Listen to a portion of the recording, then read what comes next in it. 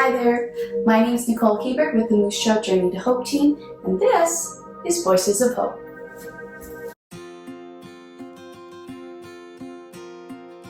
So welcome, my name is Nicole Hebert. I am here with the Voices of Hope series. Today we have Jess Zoerb joining us as well, and we're going to have an open discussion. So it's going to be a little bit different of an interview today, but I am excited. The conversations that we're going to have such a deep meaning for the time frame that we're in right now as a society, as an entire nation, as a world. And again, this is through the Moose Jaw Journey to Hope team, and we are excited to have Jess joining us today for our interview. I'm excited to be here too, and to have the opportunity to kind of share my story and talk a bit about it, and hopefully somebody out there will feel that it's what they need to hear today. Awesome, yeah. And that's the biggest piece right now is we are in a time where we need to connect. We're also in a time where connection is restricted on different levels. I think ways that maybe I know I took for granted, like hugs, high fives, just being able to even be silly around other people. You never realize the space that you take up and the reciprocation of that between people and how it's needed. So the first kind of topic that we wanted to go into today is talking about relationships and connections and why they're so important in the grounding process and the experiential process of our personal journeys. So Jess, when it comes to relationships and connections in your life, how have these pieces both influenced you and connected with you throughout your journey? They've always been really significant in my journey, right from childhood. I think it's as humans, we're just so interconnected, and connections are our greatest opportunities for growth. And so for me, one-on-one connection, personal connection provides the greatest opportunities for me to learn about myself and to kind of grow from that. And so, I mean, personally, I think it's really important. I think that when we start to isolate ourselves, we kind of enable ourselves to spiral, and that can be a bit of a dangerous route. At the same time, I have learned the importance behind healthy dependence on my relationships versus healthy dependence on myself. And in the last couple of years especially, I've just learned a lot about my codependent tendencies and the ways that they might have limited my growth. And changes in a lot of my relationships have brought opportunities for me to become a bit more self-reliant, so that I can put more of an unconditional approach into the relationships that I have in my life, and they've become healthier and more vulnerable and more honest, and because I'm not relying on them for validation necessarily, and we can kind of get a little bit deeper into that growth and that journey. Yeah, and that's so true, and I can relate in terms of the codependency piece and how that impacts us on different levels. I know we've talked about it before, is that trust value that we have within ourselves, and when it's disjointed, when it's not interconnecting in our lives, and it makes it difficult for us to either connect or I know for me, I'm a person that will over empathize for everybody else, but I don't leave any space for myself. And I know the other thing too we talked about is when we want to disconnect the most, and how hard it is sometimes to do the opposite of that. So when it comes to those times where you felt like you really just wanted to disconnect from everyone and everything, maybe what are some situations that come to mind, and how did you kind of get yourself out of those moments?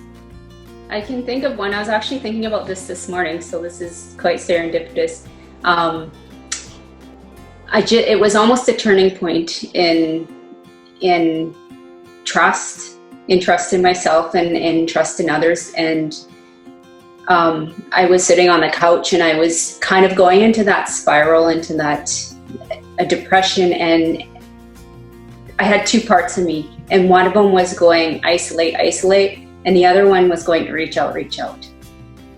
And when I thought about in the past, like and part of the fear of reaching out is rejection, right? What if that person isn't available? And knowing the stories that you can kind of take from that and make it a bigger thing. But that little voice reaching out, I thought, okay, I'm going to listen to it. And I reached out to a friend, and it was really helpful in that it really lifted me and kind of redirected me. And just the memory of that cause and effect has kind of stuck with me. And the memory of kind of being in that, the little devil and angel on your shoulder and which one to listen to. I've remembered that moment and how reaching out helped me. And so every time I kind of come back to that and I hear that little voice, no matter how quiet it is, that's telling me to reach out, I listen to it, and it always helps. Like, even if that person isn't available, they might give me enough just to be heard, right? Just to kind of lift me out of that space a little bit.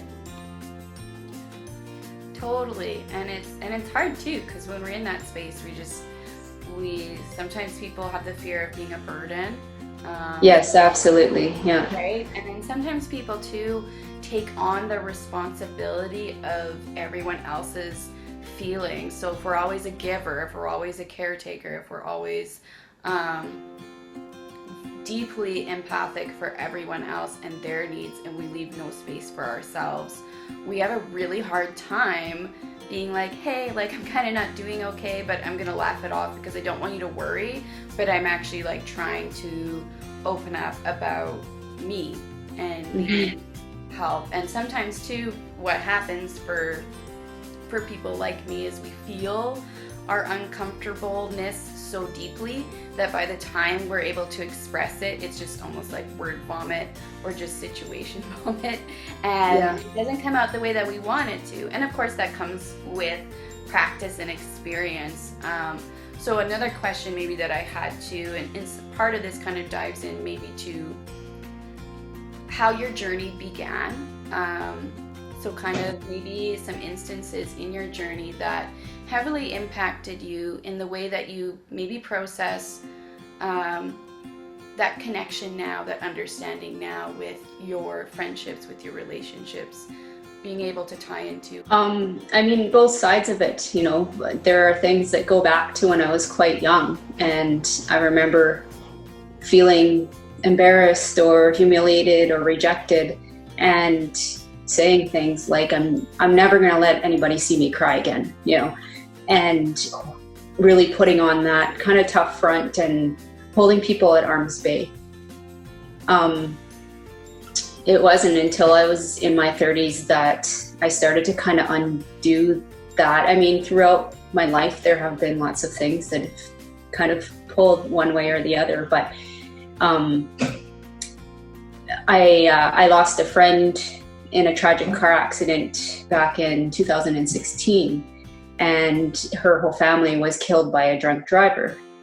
And she was a really loyal friend, like a really kind person, and their family really they really lived a present life. They didn't have a lot, but they made the most of what they had. And I just remember thinking, like, just envisioning that accident and thinking my life could be over in a split second, like, and I wouldn't have any say or any control in that. And deciding that I wanted to start living my life like it could be over tomorrow, living my best life.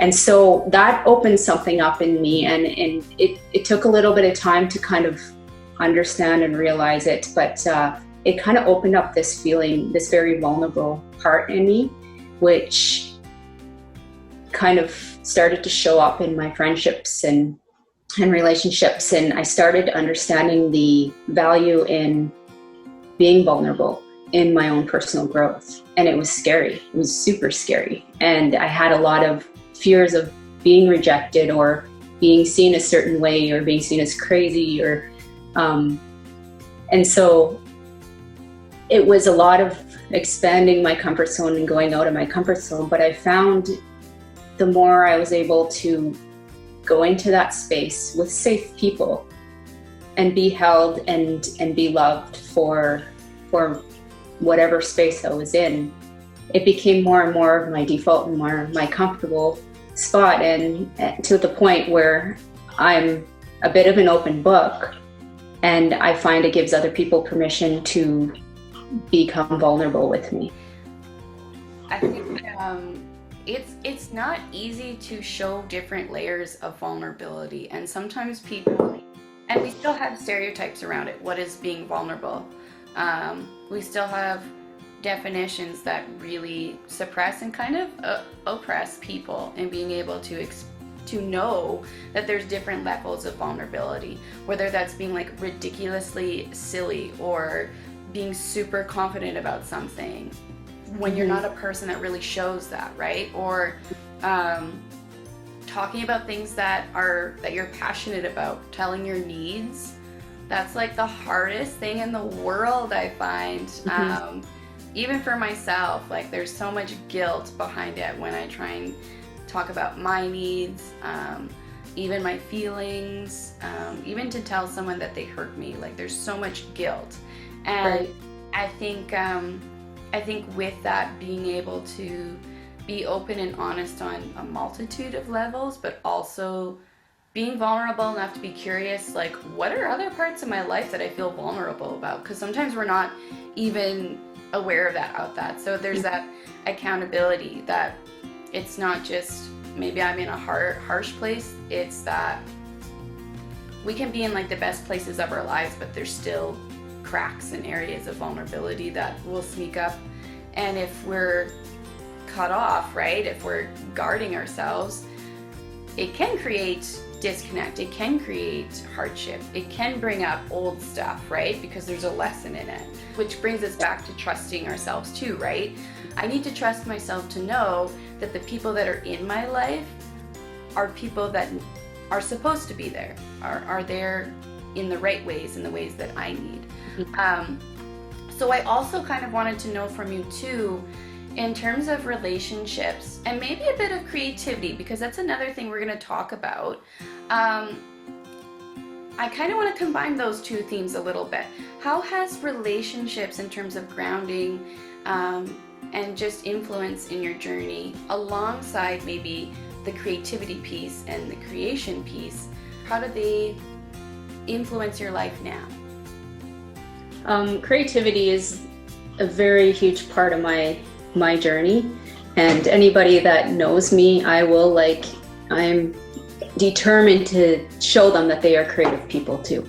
And I get a lot because I've built up years of skill, and I've got a gift of painting. Often people will compare themselves to me and say, well, I can't do what you can do, or I'm not creative like you.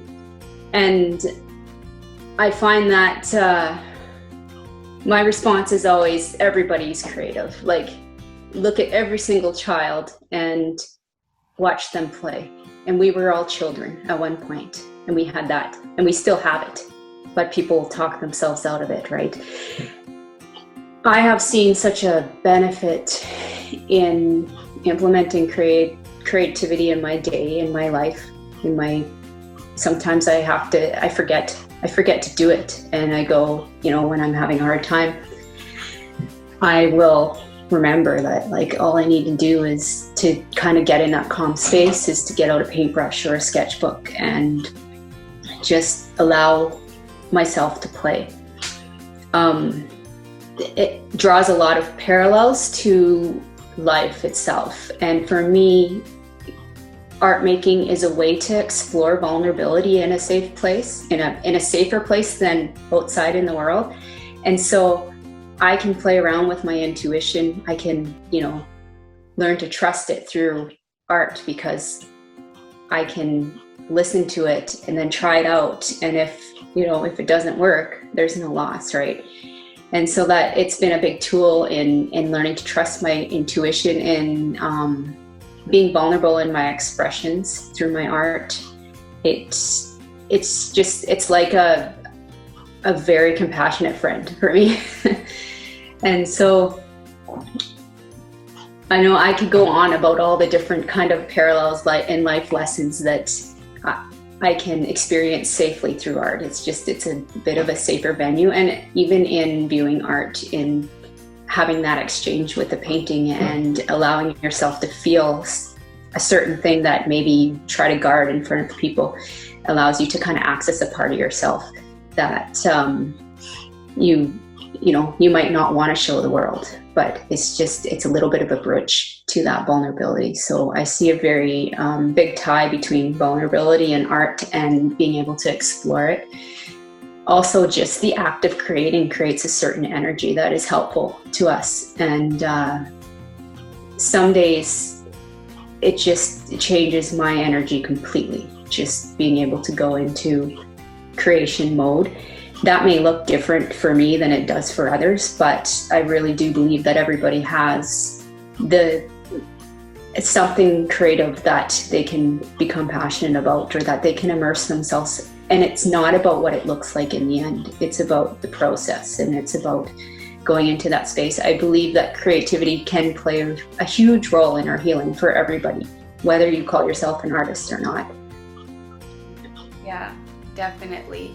And I think like the best part, at least for me, that I feel as maybe a silver lining in this pandemic, is that people are, well, I guess in a way, forced to slow life down, explore things they enjoy, because boredom comes into place. And I know I work with kids, and boredom is just like the gray zone, so they just don't know what to do with it, right? There's some rigidity with that, needing to know what the outcome's going to be.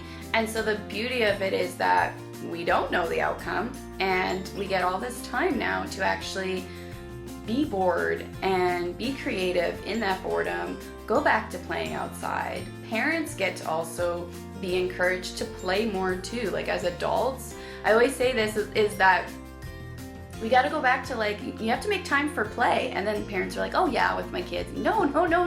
You got to do it. You have to have time to play and be creative. And that might only be like 5 or 10 minutes out of your day, but that's 5 or 10 minutes that is solely on yourself, whether it's learning something, whether it's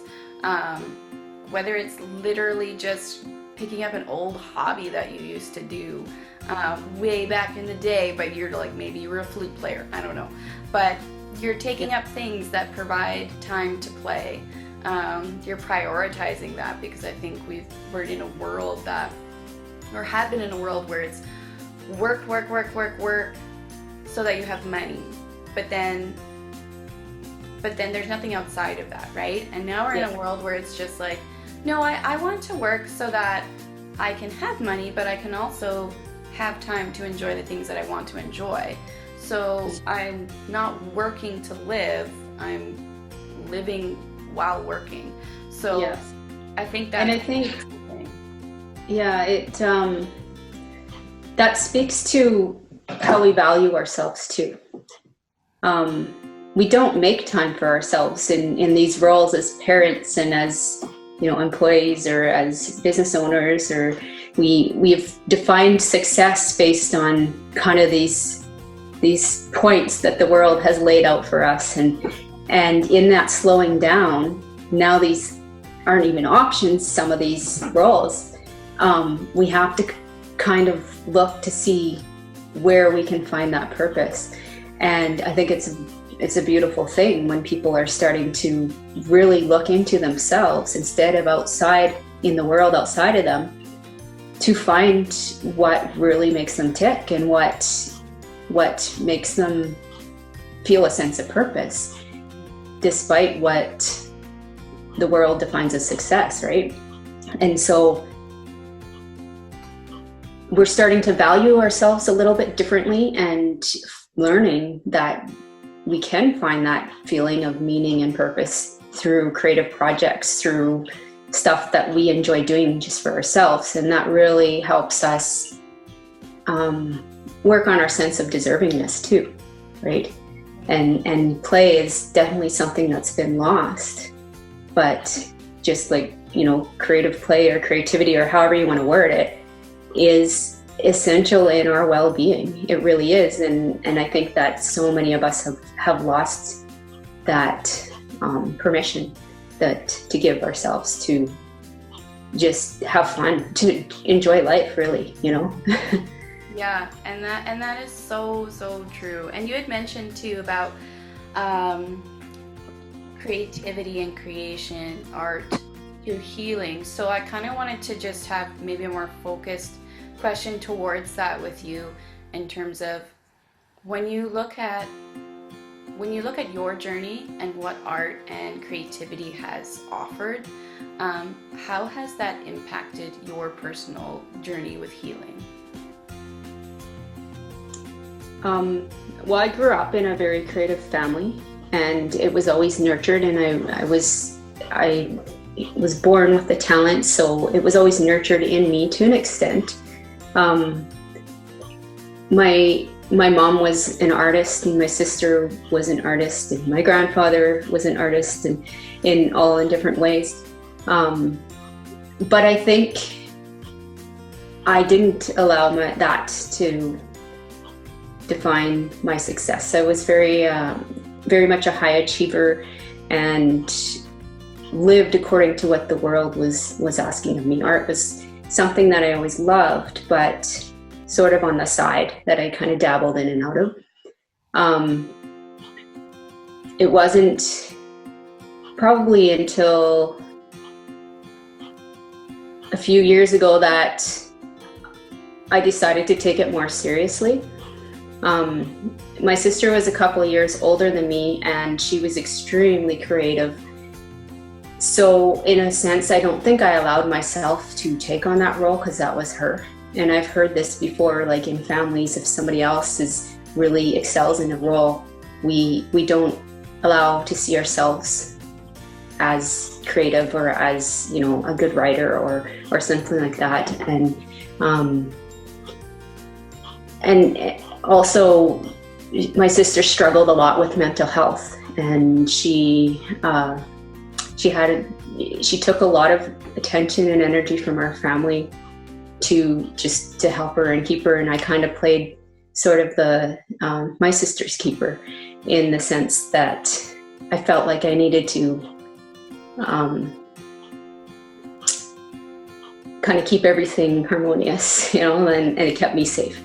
And so even in that, my sister, with her struggles, I kept all my struggles inside, and I just kept being the person that the world wanted me to be, right? I would say I've struggled with depression since I was a young teenager, but it was very functional. It was a very functional depression in which I managed through athletics and academics and creativity, and was able to kind of keep it inside and not really ask for help from others. And my sister took her life in 2017, and it wasn't until then that I kind of started to allow myself to identify myself a little bit differently, and see myself as a very creative person with potential, see myself as somebody who, even just to validate my mental health challenges, and to allow myself to start speaking out about it, and talking to other people about it, and asking for help, really. But saying that, when she passed away, just not long before, I started, and it was sort of related to that previous loss in that opening up, I started to experience these creative surges that I'd never experienced before. And through that journey, with my sister's passing, I started to kind of take the baton from her and allow myself to really immerse myself into that creative exploration. And it has become a very big part of who I am and who I'm allowing myself to be, and a very important part of my expression. Whereas I think before, when I was younger and I was trying to live a life according to what was expected of me, I was suppressing a lot of that expression because I was trying to fit into a box, right? And so I've been a lot more open about my story and about my journey, and the hard stuff too, and how my sister's life and her passing and my spiritual journey since then had all kind of ties in. Yeah. And it's very much, that's the thing too, is it's very much intertwined. Our journeys are not, linear, like they're not in a straight line. Our journeys are they come from core roots, like a tree, and then all of a sudden we have some new factor that comes in, a new situation, a new experience that comes in and changes that healing process a little bit, or adds to it, or maybe manipulates the path a little bit, maybe not permanently but temporarily. And it also sounds too that there is a means of connection in your sister's passing through art, that there's still that connection there with her.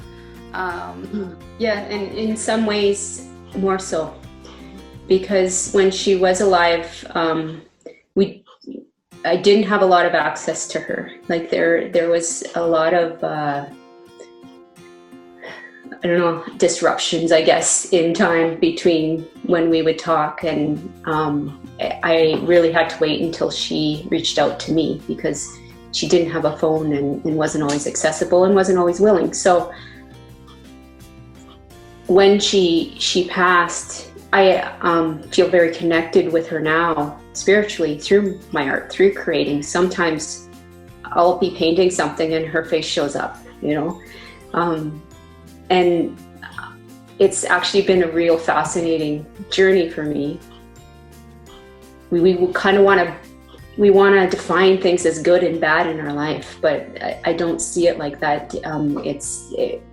In a lot of ways, my sister transcending to the spiritual world has been a blessing, and I really do feel like she's there guiding me.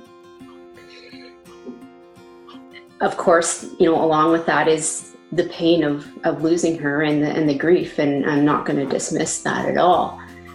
But the things that we go through in life that are really difficult, or even the less difficult things, are there to teach us, and we have the opportunity to take them as lessons. And sometimes we do, and sometimes we don't, depending on where we're at. But I do look at everything, especially since then, as a teaching, an opportunity to grow and to be like, what am I learning? What is here for me to learn in this situation? And what do I need to work on? And so it just kind of brings an acceptance to even my depressive cycles. When I go into a low, it's really difficult to navigate those, because you get really, really sucked into the emotion of it, and your perspective gets very blocked. But there's part of me that's able to understand that there's a purpose in those lows, and every time now I will come out with a new revelation about myself, a new learning. And it's through that struggle that we often find our greatest lessons and our, the greatest opportunities to learn about ourselves.